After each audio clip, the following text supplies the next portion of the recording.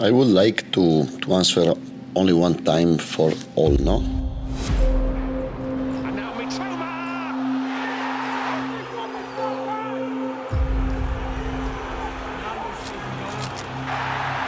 Nothing to say sorry for, nothing to apologise for. And Ciso lining it up, it's Ciso!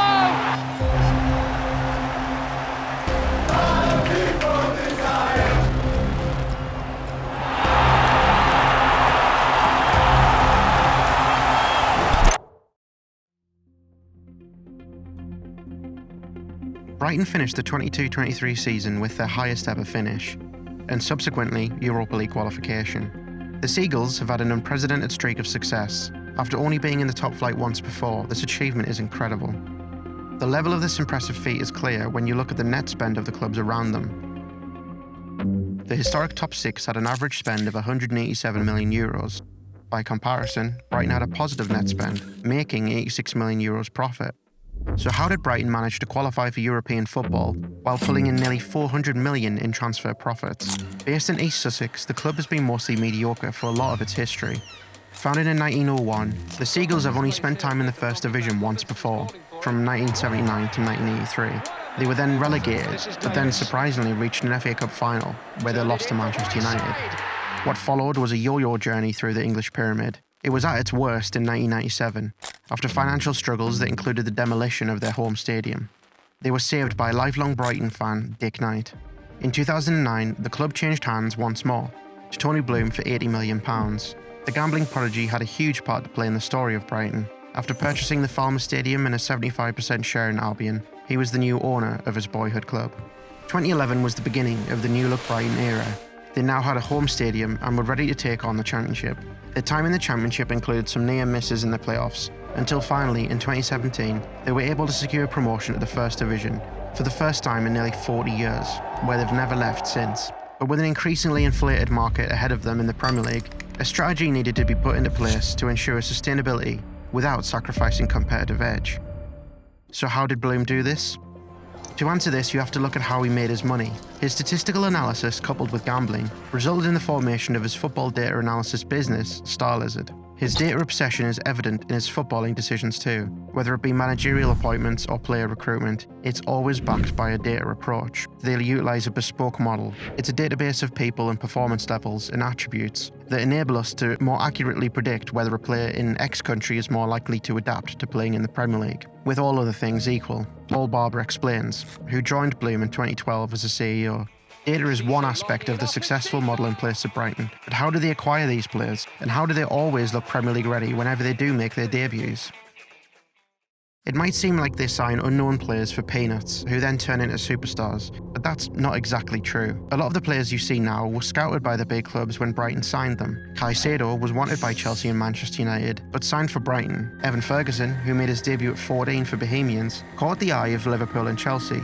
But he chose Brighton. Why? Well, in Evan's own words, I went to Liverpool a few times. It's a good club, but you see so many boys at Liverpool just fading away and there's no chance to get into the first team. I was thinking, do I want to just play here for 2 years in the under-18s and then go to the 23s? And go from there to where? A big draw for Brighton is their ability to provide minutes for young players. Playing time is a valuable commodity for young talent. And at Brighton, you know when you sign you will play football.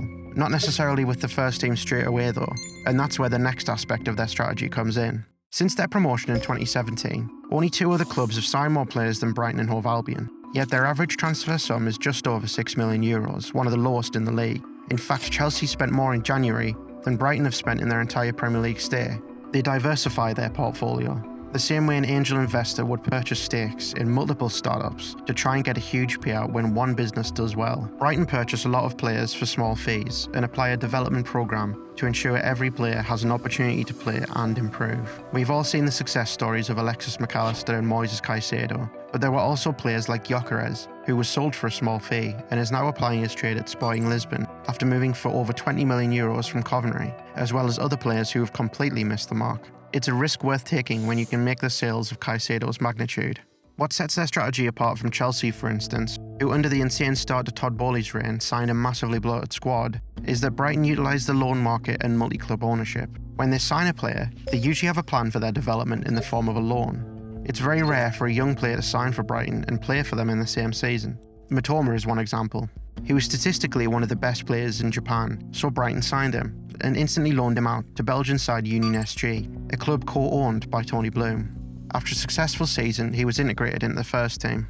As soon as Trossard expressed his interest in moving to Arsenal, Brighton were not disheartened. They had a replacement and arguably an upgrade waiting in the wings. And just as Mitoma has joined the first team, the cycle continues. He is now of interest from other clubs, but now they have Adingra coming through. The winger played for Union SG last season and impressed with 11 goals and 9 assists in 30 games. The same goes for management. When Graham Potter left mid-season to take over at Chelsea, many thought that Brighton would struggle, but Potter was aptly replaced. Roberto De Zerbi came in and instantly had an impact, catapulting them to a Europa League spot and finishing higher than Chelsea in the process. Some could argue luck with the appointment, but other names that were linked at the time, such as Ange Postecoglou, all suit the same style of play.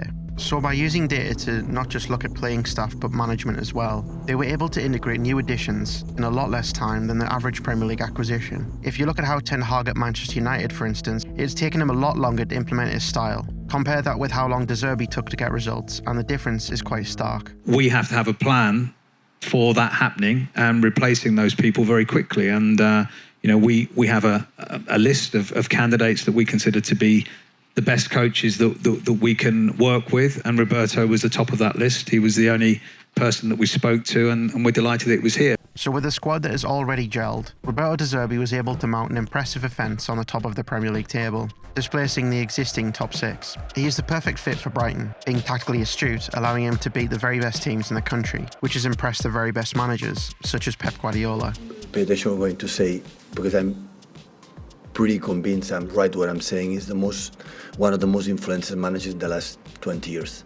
I became coach for him because yes. The succession plan at Brighton isn't just to replace but improve the regimes of before. Graham Potter brought the club to the next level and played some very good football in the process, but De Zerbi has evolved the club beyond that. I've already forgotten Moise. Many managers would eulogise a key player who's on their way out, but De Zerbi doesn't want anyone who isn't fully committed to the cause, something both himself and Bloom are fully aligned in.